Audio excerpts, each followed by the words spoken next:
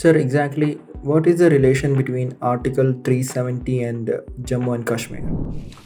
നമ്മുടെ ഇന്ത്യക്ക് സ്വാതന്ത്ര്യം കിട്ടുന്ന സമയത്ത് there wear lot of princely States, more than 500 princely States ഉണ്ടായിരുന്നു. അപ്പോൾ ഈ സ്റ്റേറ്റ്സിനെ നമ്മൾ ഇന്ത്യൻ യൂണിയനുമായി ഇൻ്റഗ്രേറ്റ് ചെയ്യുന്നത് it was actually difficult task. അതിൽ തന്നെ മാറി നിന്ന ചില പ്രിൻസ്ലി സ്റ്റേറ്റ്സ് ആണ് ജമ്മു ആൻഡ് കാശ്മീർ, ഹൈദരാബാദ്, ജുനാഗഡ് ഒക്കെ. അതിൽ തന്നെ ജമ്മു ആൻഡ് കാശ്മീരിൻ്റെ ഒരു പൊളിറ്റിക്കൽ സിറ്റുവേഷൻ നമ്മൾ എടുക്കുകയാണെന്നുണ്ടെങ്കിൽ it was ruled by Hari Singh എന്ന് പറയുന്ന ഒരു ഹിന്ദു രാജാവാണ് ഭരിച്ചിരുന്നത്. പക്ഷെ മെജോറിറ്റി എന്ന് പറയുന്നത് ഒരു മുസ്ലിം പോപ്പുലേഷൻ ആയിരുന്നു. സോ അങ്ങനെ ഒരു പ്രത്യേക പൊളിറ്റിക്കൽ സിറ്റുവേഷനിലാണ് ജമ്മു കാശ്മീർ ഉണ്ടായിരുന്നത്. And also the Raja he actually signed stand still agreement with Pakistan and India. ഇന്ത്യയും പാകിസ്ഥാനുമായി അതുവരെ ഉണ്ടായിരുന്ന എഗ്രിമെന്റ്സ് അങ്ങനെ തന്നെ നിലനിൽക്കും, റിലേഷൻസ് അങ്ങനെ തന്നെ നിലനിൽക്കും. പാകിസ്ഥാനുമായി ചേരുന്നില്ല, ഇന്ത്യയുമായി ചേരുന്നില്ല എന്നുള്ളൊരു സ്റ്റാൻഡാണ് ഈ ഹരി സിംഗ് എന്ന് പറയുന്ന രാജാവ് എടുത്തത്. പക്ഷെ വാട്ട് ഹാപ്പൻ വാസ് ദാറ്റ് പാകിസ്ഥാന്റെ സപ്പോർട്ടോടു കൂടി ചില tribesmen were trying to infiltrate and occupy Jammu and Kashmir. ആ ഒരു പ്രത്യേക സാഹചര്യത്തിൽ ഈ ഹരി സിംഗ് എന്ന് പറയുന്ന രാജാവ് ഇന്ത്യയുടെ ഹെൽപ്പ് തേടി അന്നത്തെ ഗവർണർ ജനറലായ മൗണ്ട് ബാറ്റന് ഒരു ലെറ്റർ അയക്കുകയും ചെയ്തു. അതിന്റെ ബേസിസിൽ ജമ്മു ആൻഡ് കാശ്മീർ ഇന്ത്യയുടെ ഭാഗമാകണമെങ്കിൽ ഒരു ഇൻസ്ട്രുമെന്റ് ഓഫ് ആക്സഷൻ എന്ന് പറയുന്ന ഒരു എഗ്രിമെന്റ് വാസ് സൈൻഡ്. ആ ഇൻസ്ട്രുമെന്റ് ഓഫ് ആക്സഷൻ എന്ന് പറയുന്ന എഗ്രിമെന്റിന്റെ ഒരു റിയലൈസേഷൻ, അതിൽ പറഞ്ഞ ചില promises, for example Jammu and കാശ്മീരിന്റെ ലെജിസ്ലേറ്റീവ് അസംബ്ലിക്കായിരിക്കണം നിയമം ഉണ്ടാക്കാനുള്ള അവകാശം, except defence, foreign relations, communications. ഇതല്ലാതെയുള്ള ബാക്കിയുള്ള കാര്യങ്ങളിലൊക്കെ ജമ്മു ആൻഡ് കാശ്മീരിനായിരിക്കണം നിയമങ്ങൾ ഉണ്ടാക്കാനുള്ള അവകാശം, not the Indian government. So അങ്ങനെയുള്ള ചില സ്പെസിഫിക് കണ്ടീഷൻസ് ഒക്കെ ഇൻസ്ട്രുമെന്റ് ഓഫ് അക്സഷനിൽ ഉണ്ടായിരുന്നു. ഇതൊക്കെ റിയലൈസ് ചെയ്യാൻ വേണ്ടിയിട്ടാണ് നമ്മൾ ആർട്ടിക്കിൾ 370 എന്ന് പറയുന്ന ഈ ഒരു പ്രൊവിഷൻ, ഈ ഒരു ആർട്ടിക്കിൾ കോൺസ്റ്റിറ്റ്യൂഷനിൽ ഇൻക്ലൂഡ് ചെയ്തത്. Can you explain the provisions of Article 370? ഈ ആർട്ടിക്കിൾ 370 എന്ന് പറയുന്നത് it is included in part 21 of the constitution.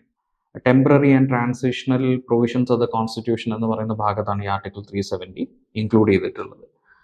Article 370 പറയുന്ന മേജർ ആയിട്ടുള്ള കാര്യങ്ങൾ എന്ന് പറഞ്ഞാൽ, ഒന്ന്, the parliament will have limited law making powers എന്നുള്ളതാണ്. അതായത് ഇൻസ്ട്രുമെന്റ് ഓഫ് ആക്സഷനിൽ പറയുന്ന കാര്യങ്ങളിൽ മാത്രമേ പാർലമെന്റിന് നിയമം ഉണ്ടാക്കാൻ കഴിയൂ, although it is in the concurrent list or the union list. Union ലിസ്റ്റിലായാലും കൺകറന്റ് ലിസ്റ്റിലുള്ള കാര്യമായാലും സ്റ്റേറ്റ് ഗവൺമെന്റിന്റെ കൺകറൻസ് ആവശ്യമാണ്. ഇനി അല്ലാതെയുള്ള മാറ്റേഴ്സ് ആണെങ്കിൽ തന്നെയും സ്റ്റേറ്റ് ഗവൺമെന്റിന്റെ പെർമിഷൻ എടുക്കണം, സ്റ്റേറ്റ് ഗവൺമെന്റിന്റെ കൺകറൻസ് വേണം എന്ന് ആർട്ടിക്കിൾ 370 പറയുന്നുണ്ട്. ആർട്ടിക്കിൾ 370 ആണ് actually Jammu and Kashmir article 1 അടിയിൽ ഇന്ത്യയുടെ ഭാഗമാണ് ജമ്മു ആൻഡ് കാശ്മീർ എന്ന് സ്റ്റേറ്റ് ചെയ്യുന്നുണ്ട് ആർട്ടിക്കിൾ 370. അതുപോലെ തന്നെ ആർട്ടിക്കിൾ 370 ജമ്മു ആൻഡ് കാശ്മീരിന് കൊടുക്കുന്ന ഈ ഒരു പ്രത്യേക പദവി, ആ പ്രത്യേക പദവി ഇൻസ്ട്രുമെന്റ് ഓഫ് ആക്സഷനിൽ പറയുന്ന കാര്യങ്ങൾ റിയലൈസ് ചെയ്യാൻ വേണ്ടിയിട്ടാണെന്നുള്ളത് നമ്മൾ പറഞ്ഞു. അപ്പോ ആ ഒരു 370 റിവോക്ക് ചെയ്യണമെങ്കിൽ, ഈ ഒരു ടെമ്പററി ആൻഡ് ട്രാൻസിഷണൽ പ്രൊവിഷൻസിനെ റിവോക്ക് ചെയ്യണമെങ്കിൽ the president can do it through an order. പ്രസിഡന്റിന് ഒരു ഓർഡർ വഴി ചെയ്യാം. പക്ഷെ അങ്ങനെ ചെയ്യണമെങ്കിൽ ജമ്മു ആൻഡ് കാശ്മീരിന്റെ കോൺസ്റ്റിറ്റ്യൂവന്റ് അസംബ്ലി, ജമ്മു ആൻഡ് കാശ്മീരിന് സെപ്പറേറ്റ് കോൺസ്റ്റിറ്റ്യൂഷൻ ഉണ്ട് on the basis of the instrument of accession. ആ ഒരു കോൺസ്റ്റിറ്റ്യൂവന്റ് അസംബ്ലിയുടെ പെർമിഷൻ അല്ലെങ്കിൽ അവരുടെ റെക്കമെൻഡേഷൻ ഉണ്ടെങ്കിൽ മാത്രമേ ആർട്ടിക്കിൾ 370 എന്ന് പറയുന്ന സ്പെഷ്യൽ സ്റ്റേറ്റസ് റിവോക്ക് ചെയ്യാൻ കഴിയും. So then, what is the controversy surrounding the revocation of Article 370? So article 370 നമ്മൾ റിവോക്ക് ചെയ്തു. ആ റിവോക്ക് ചെയ്ത ആ ഒരു വേ, അതാണ് ബേസിക്കലി ഒരു കോൺട്രവേഴ്സിയിലേക്ക് ഒക്കെ കൊണ്ടുപോയത്. ഈ ആർട്ടിക്കിൾ 370 ഞാൻ പറഞ്ഞു അതൊരു ടെമ്പററി ആൻഡ് ട്രാൻസിഷണൽ പ്രൊവിഷൻ ആണെന്നുള്ളത്. അപ്പോൾ ഇത് ടെമ്പററി പ്രൊവിഷൻ ആണോ എന്നുള്ളതിൽ ഡിബേറ്റ് ഉണ്ട്. വേറൊന്ന്, പ്രസിഡന്റ് ആർട്ടിക്കിൾ 370 എന്ന് പറയുന്ന സ്പെഷ്യൽ പ്രൊവിഷനെ റിവോക്ക് ചെയ്യണമെന്നുണ്ടെങ്കിൽ ജമ്മു ആൻഡ് കാശ്മീരിന്റെ കോൺസ്റ്റിറ്റ്യൂവന്റ് അസംബ്ലി റെക്കമെൻഡ് ചെയ്യണം. പക്ഷേ ഇപ്പോൾ ഒരു കോൺസ്റ്റിറ്റ്യൂവന്റ് അസംബ്ലി ഇല്ല, അതൊരു ഫാക്റ്റാണ്. അപ്പോൾ ഇവിടെ ഗവൺമെന്റ് എടുത്ത ചില പ്രത്യേക സ്റ്റെപ്സ് ഉണ്ട്. ആദ്യമായി ആർട്ടിക്കിൾ 367 എന്ന് പറയുന്ന ഒരു ആർട്ടിക്കിൾ ഉണ്ട്. ആ ആർട്ടിക്കിളിലാണ് എങ്ങനെയാണ് നമ്മുടെ കോൺസ്റ്റിറ്റ്യൂഷണൽ പ്രൊവിഷൻസിനെയൊക്കെ ആക്റ്റുകളെയൊക്കെ നമ്മൾ മനസ്സിലാക്കേണ്ടത്, കൺസ്ട്രോ ചെയ്യേണ്ടത്. അങ്ങനെ എന്തെങ്കിലും ക്ലാരിറ്റി വേണമെങ്കിൽ അത് പ്രസിഡൻഷ്യൽ ഓർഡർ സ്പെസിഫിക് ആയി പറയുമെന്ന് ആർട്ടിക്കിൾ 367 പറയുന്നുണ്ട്. സോ ഈ ഒരു ആർട്ടിക്കിൾ 367 അതുപ്രകാരം പ്രസിഡന്റ് ഒരു ഓർഡർ പുറപ്പെടുവിക്കുകയാണ്. ആ ആ- ആ ഒരു ഓർഡറിലുള്ളത് ജമ്മു ആൻഡ് കശ്മീരിന്റെ എന്താണ് ഗവൺമെന്റ് എന്ന് പറയുന്നത് ഗവർണറാക്കി മനസ്സിലാക്കണമെന്നും, അതുപോലെ തന്നെ ജമ്മു ആൻഡ് കശ്മീരിന് കോൺസ്റ്റിറ്റ്യൂവന്റ് അസംബ്ലി എന്ന് പറയുന്ന ആ ഒരു ഭാഗം of article 370 state assembly of Jammu and Kashmir എന്ന് മനസ്സിലാക്കിയാൽ മതി എന്ന് പ്രസിഡന്റിന്റെ ഓർഡറിൽ പറഞ്ഞു. സോ ആർട്ടിക്കിൾ 367 യൂസ് ചെയ്തിട്ടാണ് ഈ ഒരു പ്രസിഡന്റ് ഓർഡറിൽ ഇതിന്റെ ഒരു ക്ലാരിറ്റി കൊണ്ടുവന്നത്. പക്ഷെ നമുക്കറിയാം ആ സമയത്ത് അവിടെ ജമ്മു ആൻഡ് കശ്മീരിൽ അസംബ്ലി ഇല്ല, പ്രസിഡൻസ് റൂളാണ് ഉള്ളത്. അപ്പോൾ state assembly of Jammu and കശ്മീരും ഇല്ല. അപ്പോൾ ആർട്ടിക്കിൾ 370 റിവോക്ക് ചെയ്യണമെങ്കിൽ കോൺസ്റ്റിറ്റ്യൂന്റ് അസംബ്ലി പറയണമെന്ന് പറഞ്ഞതിനെ state assembly of Jammu and Kashmir ആക്കി. പക്ഷെ state assembly of Jammu and കശ്മീരും ഇല്ല. അപ്പോൾ അതിന് നമ്മൾ ശരിക്കും ചെയ്തത്, നമ്മൾ പ്രസിഡൻസ് റൂൾ ആയതുകൊണ്ട് ഈ ജമ്മു ആൻഡ് കശ്മീരിന്റെ അസംബ്ലിക്ക് പകരം പാർലമെന്റ് റെക്കമെൻഡ് ചെയ്താൽ മതി. അപ്പോൾ ശരിക്കും parliament recommended the revocation of article 370 and subsequently president through an order actually revoked Article 370, which gave special status to the state of Jammu and Kashmir. Can you summarize the Supreme Court verdict? President actually എടുത്ത ഈ ഒരു article 370 revoke ചെയ്ത ഈ ഒരു order എന്ന് പറയുന്നത് constitutional ആണെന്ന് supreme court അത് അപ്ഹെൽഡ് ചെയ്തു. അതുപോലെ തന്നെ അതിന് സബ്സീക്വന്റ് ആയിട്ട് വന്ന നിയമനിർമ്മാണങ്ങൾ, that is the instead of the state assembly of Jammu and Kashmir, the parliament recommending the revocation of article 370, ഇതൊക്കെ ലീഗലി സ്റ്റാൻഡിംഗ് ആണ് എന്ന ഒരു സ്റ്റാൻഡ് തന്നെയാണ് സുപ്രീം കോർട്ട് എടുത്തത്. ഇപ്പോൾ supreme court actually withheld the decisions and steps taken by the union government എടുത്ത നടപടികളും president എടുത്ത നടപടികളും ഒക്കെ ശരിവെച്ചു. കാരണം അത് ടെക്നിക്കലി റോങ് അല്ല, അല്ലെ? നമുക്കറിയാം അതിന് വേണ്ട സ്റ്റെപ്സ് ഒക്കെ കൃത്യമായി എടുത്തിട്ട് തന്നെയാണ് ഗവൺമെന്റ് ആർട്ടിക്കിൾ 370 റിവോക്ക് ചെയ്തത്. സുപ്രീം കോടതി ഇത് എടുത്തിട്ടുള്ള ഒരു സ്റ്റാൻഡ് എന്ന് പറഞ്ഞാൽ ഇത് അപ്ഹെൽഡ് ചെയ്തു. അത് തന്നെയാണ് ഫസ്റ്റ് ചെയ്തത്. രണ്ടാമതായി എത്രയും പെട്ടെന്ന് തന്നെ ഇവിടെ എലക്ഷൻസ് നടത്തണം. കാരണം ഇപ്പോഴും അവിടെ ഒരു അസംബ്ലി ഒന്നും ഫോം ചെയ്തിട്ടില്ല, എലക്ഷൻ നടന്നിട്ടില്ല.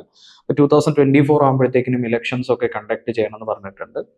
അതുപോലെ തന്നെ എന്താണ് ഈ ഒരു bifurcation of Jammu and Kashmir, അതിനെ യൂണിയൻ ടെറിട്ടറി ആക്കിയിട്ടാണ് ആക്ച്വലി ബൈഫർക്കേറ്റ് ചെയ്തത്, ലേ ലഡാക്കും അതുപോലെ ജമ്മു ആൻഡ് കാശ്മീരും. അപ്പൊ സുപ്രീം കോർട്ട് പറഞ്ഞത് ഗ്രാജുവലി ഒരു statehood for Jammu and Kashmir അത് എക്സ്പ്ലോർ ചെയ്യേണ്ട ആവശ്യമുണ്ട് എന്നുള്ളൊരു രീതിയിൽ തന്നെയാണ് വേർഡിക്റ്റ് വന്നിട്ടുള്ളത്. Okay, so in short supreme court upheld the abrogation of article 370 എന്ന് മനസ്സിലാക്കാം.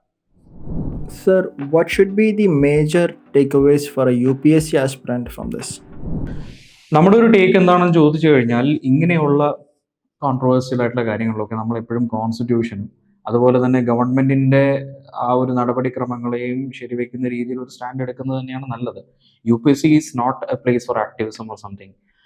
ഇവിടെ ഗവൺമെന്റ് ചെയ്ത കാര്യങ്ങളിലൊക്കെ കോൺസ്റ്റിറ്റ്യൂഷണലി സ്റ്റാൻഡിംഗ് ആണ്. ഇവിടെ ഒരു പ്രശ്നം എന്ന് പറയുന്നത് ജനങ്ങളുടെ, ജമ്മു ആൻഡ് കാശ്മീരിലുള്ള ജനങ്ങളുടെ സ്പിരിറ്റിനെ എത്രത്തോളം ഗവൺമെന്റ് അക്കോമഡേറ്റ് ചെയ്തിട്ടുണ്ട് എന്നുള്ളതാണ് കൺസേൺ. ഇപ്പൊ നമ്മൾ UPSC ആൻസർ എഴുതുമ്പോൾ നമ്മൾ അതിനല്ല ഫോക്കസ് കൊടുക്കുക. നമ്മൾ എഴുതുന്നത് ഇങ്ങനെ ആർട്ടിക്കിൾ 370 എന്ന് പറയുന്ന ഒരു സംവിധാനം ഉണ്ടായിരുന്നു, അതിനെ റിവോക്ക് ചെയ്തു, പ്രസിഡൻസ് ഓർഡർ ത്രൂ ആണ് ചെയ്തത്, അതിന് എടുത്ത സ്റ്റെപ്സ് ഒക്കെ നമ്മൾ ഡിസ്കസ് ചെയ്തു, അതൊക്കെ നമുക്ക് പറയാം. ആൻഡ് ഓൾസോ നമുക്ക് പറയേണ്ടത് ഈ ഒരു സ്പെഷ്യൽ പ്രൊവിഷൻ റിവോക്ക് ചെയ്തത് തെറ്റില്ല എന്നുള്ള ഒരു സ്റ്റാൻഡ് തന്നെ എടുക്കാം. കാരണം നമുക്കറിയാം ഇത്രയും കാലം അവിടെ പൊളിറ്റിക്കൽ പാർട്ടീസ് മാറി മാറി ഭരിച്ചു. ഇപ്പം ജമ്മു ആൻഡ് കാശ്മീരിന് സ്പെഷ്യൽ ആയിട്ടുള്ള കോൺസ്റ്റിറ്റ്യൂഷനും സ്പെഷ്യൽ ആയിട്ടുള്ള പ്രൊവിഷൻസുമാണുള്ളത്. നമുക്കറിയാം അവിടെ ഔട്ട്സൈഡേഴ്സിന് ലാൻഡ് മേടിക്കാൻ പറ്റില്ല, അവിടുത്തെ സ്ത്രീകൾ പുറത്തുള്ള ഏതെങ്കിലും പുരുഷന്മാരെ വിവാഹം കഴിച്ചു കഴിഞ്ഞാൽ അവർക്ക് ഇൻഹെറിറ്റൻസ് ഓഫ് പ്രോപ്പർട്ടി കിട്ടില്ല, അവർക്ക് സെപ്പറേറ്റ് ആയിട്ടുള്ള ഫ്ലാഗ് ഉണ്ട്. സോ അങ്ങനെയുള്ള ഒരുപാട് എന്താണ് ചേഞ്ചസ് ഉണ്ട്. ബാക്കിയുള്ള സംസ്ഥാനങ്ങളെയും ജമ്മു ആൻഡ് കാശ്മീരിനെ സെപ്പറേറ്റ് ചെയ്യുന്ന ഒരുപാട് ചേഞ്ചസ് ഉണ്ട്. സോ ഇതൊക്കെ മാറ്റുന്നുണ്ട്. ഈ ഒരു ആർട്ടിക്കിൾ 370 എന്ന് പറയുന്നത് അബ്രോഗേറ്റ് ചെയ്യുന്നതോടുകൂടി ജമ്മു ആൻഡ് കാശ്മീരിന് ഒരു യൂണിയൻ ടെറിട്ടറി സ്റ്റാറ്റസ് ആണ് കൊടുത്തിട്ടുള്ളത്. അവർക്കൊരു സ്റ്റേറ്റ് ഹുഡ് സ്റ്റാറ്റസ് കൊടുക്കുമ്പോൾ അവയെ മറ്റ് സംസ്ഥാനങ്ങൾക്ക് ഒപ്പമാക്കുന്നുണ്ട്, നാഷണൽ യൂണിറ്റി കൊണ്ടുവരുന്നുണ്ട്, അവിടെ ബാക്കിയുള്ളവർക്ക് അസറ്റ്സ് കൊണ്ടുവരാം, അവിടെ കൂടുതൽ ഇൻവെസ്റ്റ്മെന്റ്സ് വരും, അവിടെ കൂടുതൽ എന്താണ് ആ ഒരു സെപ്പറേറ്റിസ്റ്റ് ടെൻഡൻസിയെ നമുക്ക് കുറയ്ക്കാൻ പറ്റും, യൂണിയൻ ഗവൺമെന്റിന് കൂടുതൽ കൺട്രോൾ ഉണ്ടാവും. അങ്ങനെയുള്ള എക്കണോമിക് ഡെവലപ്മെന്റ്, അങ്ങനെയുള്ള പോയിന്റ്സ് ഒക്കെ പറഞ്ഞുകൊണ്ട് അതിനെ നമുക്ക് സബ്സ്റ്റാൻഷിയേറ്റ് ചെയ്യാം. എന്നാൽ നമ്മൾ ഇതിന് മറ്റൊരു വശം ഉണ്ടെന്നും പറയണം. കാരണം ആർട്ടിക്കിൾ 370 ഇങ്ങനെ പെട്ടെന്ന് ഗവൺമെന്റ് കോൺസ്റ്റിറ്റ്യൂഷണലി സ്റ്റാൻഡിംഗ് ആണ്, ലീഗലി സ്റ്റാൻഡിംഗ് ആണ്, പക്ഷെ ജനങ്ങളുടെ പെർമിഷൻ എടുത്തിട്ടുണ്ടോ എന്ന് ഡൗട്ട് തോന്നുന്ന രീതിയിലാണ് ചെയ്തിട്ടുള്ളത്. അപ്പൊ ഇവിടെ കൺസേണിംഗ് ആയിട്ട് വരുന്നത് there are similar ഓർ ഇത്രയും ഇല്ലെങ്കിലും ചില സ്റ്റേറ്റ്സിന് നമ്മൾ അഡീഷണൽ ആയിട്ടുള്ള പ്രൊവിഷൻസ് കൊടുക്കുന്നുണ്ട്. ആർട്ടിക്കിൾ 371 പ്രകാരം പല സംസ്ഥാനങ്ങൾക്ക് നമുക്ക് പല പ്രൊട്ടക്ഷനും കൊടുക്കുന്നുണ്ട്. ചില special consideration that is not available to other states of India കൊടുക്കുന്നുണ്ട്. അപ്പോൾ ആ സംസ്ഥാനങ്ങൾ ദേ മൈറ്റ് തിങ്ക് ഇങ്ങനെ ഒരു യൂണിലാറ്ററൽ സ്റ്റെപ്പ് നമ്മുടെ കാര്യത്തിലും വരുമോ എന്ന് അവർ ചിന്തിക്കാനുള്ള ചാൻസ് ഉണ്ട്. ആ ഒരു ചിന്ത അല്ലെങ്കിൽ ആ ഒരു ഇമോഷൻ യൂസ് ചെയ്തുകൊണ്ട് സെപ്പറേറ്റിസ്റ്റ് ഓർഗനൈസേഷൻസ് ഇന്ത്യയുടെ സെക്യൂരിറ്റിയെ ത്രെറ്റ് ചെയ്യാനുള്ള ചാൻസ് ഉണ്ട്. അതുവഴി ടെററിസമോ ഇൻസർജൻസിയോ ഒക്കെ കൂടാനുള്ള ചാൻസ് ഉണ്ട്. സോ ഇങ്ങനെയുള്ള, അതുപോലെ തന്നെ സ്പിരിറ്റ് ഓഫ് ഫെഡറലിസം എന്ന് പറയുന്നതിനെതിരാണ് എന്നൊക്കെ ഉള്ള ആർഗ്യുമെന്റ്സും സ്റ്റാൻഡിങ് ആണെന്ന് നമുക്ക് നമ്മുടെ ആൻസറിൽ പറയാം. ഇപ്പൊ പ്രധാനമായും നമ്മുടെ ഒരു സ്റ്റാൻഡ് എന്താണെന്ന് ചോദിച്ചു കഴിഞ്ഞാൽ അബ്രോഗേഷൻ ഓഫ് ആർട്ടിക്കിൾ 370 നല്ല രീതിയിലാണ് ചെയ്തിട്ടുള്ളത്, അല്ലെങ്കിൽ കുഴപ്പമില്ല എന്ന് പറയാം. അതിന്റെ പോസിറ്റീവ് സൈഡ്സ് പറയാം. എന്നാൽ ഇങ്ങനെ ഫെഡറലിസം, അതുപോലെ തന്നെ മറ്റ് സ്പെഷ്യൽ പ്രൊവിഷൻസ് ഉള്ള സംസ്ഥാനങ്ങളുടെ ഭയം, അതൊക്കെ നമുക്ക് ഇവിടെ മെൻഷൻ ചെയ്യുന്നുണ്ട്, കുഴപ്പമില്ല. So that is regarding article 370 and its abrogation.